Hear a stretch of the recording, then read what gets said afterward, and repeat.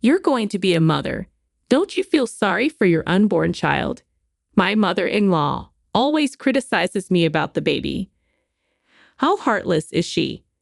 Find a job. You and your daughter are healthy and can still work if you choose to. Your daughter is young and can work as much as she wants. If you want to protect your kids, you need to stand up for yourself. Doing nothing and asking for help isn't how things work. My name is Sarah. I've been married to my husband, Chris, for 3 years. We get along well and are happy together. Chris is kind and caring, but his mother bothers me constantly. Before we got married, she told us she wanted to live with us, and we agreed. At first, we had a good relationship, but 3 months ago, my father-in-law passed away, and everything changed.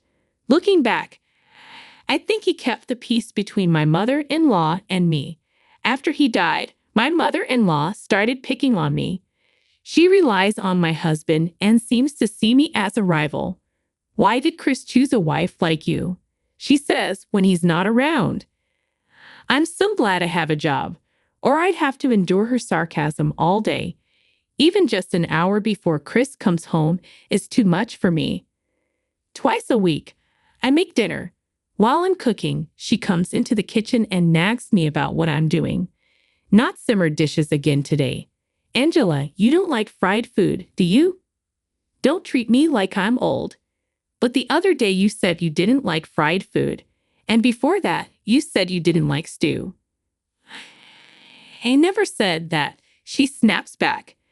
Does she have dementia? If I mention that her nagging will continue, I might as well make fried food. Fried fish would be good, she says. We don't have any fish in the fridge. I reply, suspecting she checked beforehand to make this difficult. I'll ask Chris to get some. Wow, you treat my son like a servant, don't you? She retorts. He's going to eat it too, so isn't it okay for him to get it? I argue.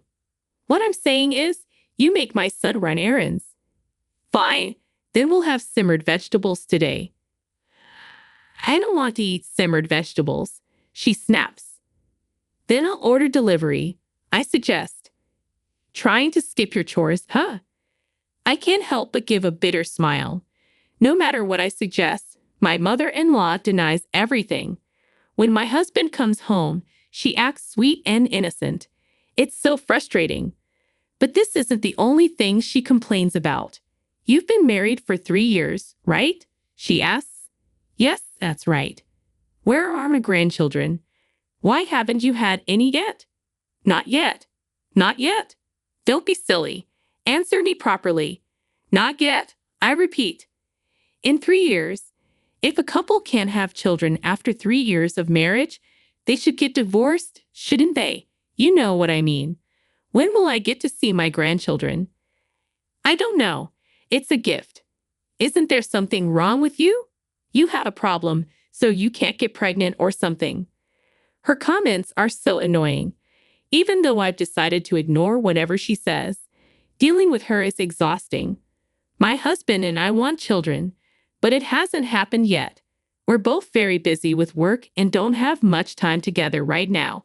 Even without my mother-in-law nagging, I'm already thinking about having a child. We're ready anytime, but it just hasn't happened. From her perspective, she can't wait to see her adorable son's child. But then she adds, "You're quite old to have a baby now, aren't you? I doubt you'll have a healthy child. I'd only accept healthy children. I understand. I'll make sure Chris knows we need to have healthy babies." Wait a minute. This has nothing to do with my son, she says. He's a big part of it, isn't he? I respond. She must know she's being nasty, which is why she doesn't want her son to know about this. I hadn't complained to my husband about his mother because he's very concerned about her since she lost her husband. He would be hurt if he knew what she says to me. Besides, I can still bear it. She's not violent or anything. I thought that if I just let her words go in one ear and out the other, everything would be fine. Amid this routine, I found out I was pregnant. My husband and I decided to tell my mother-in-law about my pregnancy once I was in a stable period. However, her reaction was unexpected. Instead of being happy, she had an indescribable look on her face. I soon learned why. My sister-in-law was also pregnant and facing marital problems. She and her husband were on the verge of divorce. What on earth was going on? The next day, my sister-in-law came to our house with shocking news. Her husband had been unfaithful and left her while she was pregnant. She didn't know what to do and returned to her parents' house, seeking her mother's support. While I understood her need to come back to her parents' house, a few things puzzled me. First, this was my mother-in-law's house where my husband and I also lived. If she was going to stay here, she should at least inform my husband, if not me. Furthermore, if her husband had left her, wouldn't it be better for my mother-in-law to support her at her place until the baby was born? My husband thought the same. Hey sis, I know it's been hard, but it would be nice if you could say a word to us. It's our house now too, he said reasonably. However, my sister-in-law and mother-in-law disagreed. Your sister has been through a lot. She was cheated on and left by her husband. Why don't you go to her house? My mother-in-law suggested. Sarah is pregnant too. It's not easy having two pregnant women in one house. I was taken aback. Am I supposed to leave my pregnancy under that kind of stress? I asked. No, I didn't say that. But you should have told me before you got here, I replied. Lots were going on, and I didn't have time for that. Besides, this is my parents' house. Why should I have to ask for your permission? My sister-in-law argued. Remember, this is their home now, too. When you come back, you have to let them know you're coming back, my husband insisted. Dad passed away. That doesn't count, she retorted. In the end, there was no clear right or wrong. Some people think it's necessary to inform others in advance, while others don't. And so we started living together with my sister-in-law in an unfriendly atmosphere. A week later, my mother-in-law was so focused on my sister-in-law that she stopped doing household chores altogether. Despite my pregnancy, she treated me with disrespect. My mother-in-law would prepare breakfast when my husband was home, but I was in charge of all the dinners. She didn't ask me to do this. She forced me to. One evening, when my husband came home and saw I had made dinner again, he asked, "Did you make dinner again today?" "Yes, I did," I replied. "It's been a week, right?" he noted, and then confided in him about everything that had happened over the past week. My husband, enraged, went to his mother's room. "That's enough," he yelled as he opened the door, startling my mother-in-law and sister-in-law. "What are you saying all of a sudden?" my mother-in-law asked. "You've been busy with my sister for the past week. Why are you making Sarah do all the dinner preparation? She's pregnant, and it's hard for her," he said. "Sarah is pregnant too," my sister-in-law added. "Then why don't you help her?" my husband replied. "You said you would support her the other day." "Okay, I will support her," my mother-in-law finally agreed. "Sarah, would you mind if we stayed at your parents' house for a week or so? I'll look for a new place while we're there," my husband asked. "Yeah, that's okay. Thank you." "Great, let's get ready right away. Tell me what you need, and I'll pack." Hearing this, my mother-in-law and sister-in-law panicked and tried to stop my husband. "Hey, wait a minute. What about the costs of living? What will happen to the upkeep of this house and our living expenses when you are gone?" my sister-in-law asked. "I don't know. You'll have to take care of yourselves." I thought we were doing well with Mom because Sarah didn't say anything. But Mom, you've just been a jerk to Sarah, haven't you? I'm an idiot for not noticing, but you're an even bigger one. Oh, come on, it's just a little playful banter. Sarah, I'm sorry for everything that has happened, so please stay here, my mother-in-law pleaded. No, it's just too hard. I can't. Please live happily with your daughter, I responded. I'm saying I need you. Who do you think will take care of my daughter's baby when it's born? I think your daughter, the mother of the child, would take care of it. No, you will take care of it, so you'll just have to give it up this time. What the hell are you talking about? You want me to give up my child? I was shocked. Yes, I do. You're younger than my daughter. You still have a chance. Screw you. My husband said exactly what I was thinking. Understood. I will not have your grandchildren, he continued. Well, then I guess you just have to leave. Fine. I'm cutting ties with you guys, my husband declared. Chris, you better watch yourself when your sister is going through a rough time, my mother-in-law warned. Sarah is more important to me, he replied firmly. Oh, you married a weird woman. Okay, but Chris, whatever happens to me in the future, you will not be entitled to any inheritance. I don't want it. We moved out of my mother-in-law's house and into my parents' house. At first, we planned to stay there for a week, but my parents told us to take it easy until the baby was born.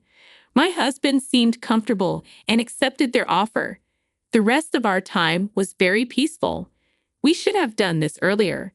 I'm sorry for being insensitive, my husband said. It's okay. It only happened after your father died. It was only for a short time. I reassured him. I'm so sorry, he repeated, with tears in his eyes. No, really. I talked back to your mother. It's okay. Besides, we have a peaceful life now. Let's look forward to the birth of our child. Yeah, he agreed. About 6 months after we started living with my parents, I got a call from my mother-in-law. Although I didn't want to speak to her, I decided to answer. Sarah, how are you? She asked. She wanted money. She said she had savings but couldn't withdraw them right away because they were in a time deposit. She wanted to borrow some money for a while. I decided to ignore her request and hung up without saying anything. I told my husband when he came home. She can't withdraw money because it's in a time deposit. Don't understand what she means. Anyway, you're pregnant right now. You shouldn't be thinking about unnecessary things, he said. However, my mother-in-law was so desperate that she came over to my parents' house. On that day, my husband and I were the only ones at home. When my mother-in-law confirmed that my parents were not there, she tried to barge in. Wait a minute. This is Sarah's parents' house.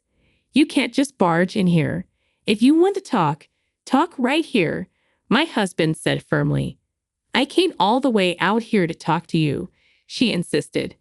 I didn't invite you. I thought we cut ties with you. It's not that easy to cut ties. So I need you to lend me money, my mother-in-law pleaded. Impossible. Go home now, my husband responded firmly. Despite being treated so harshly, my mother-in-law refused to leave our front door.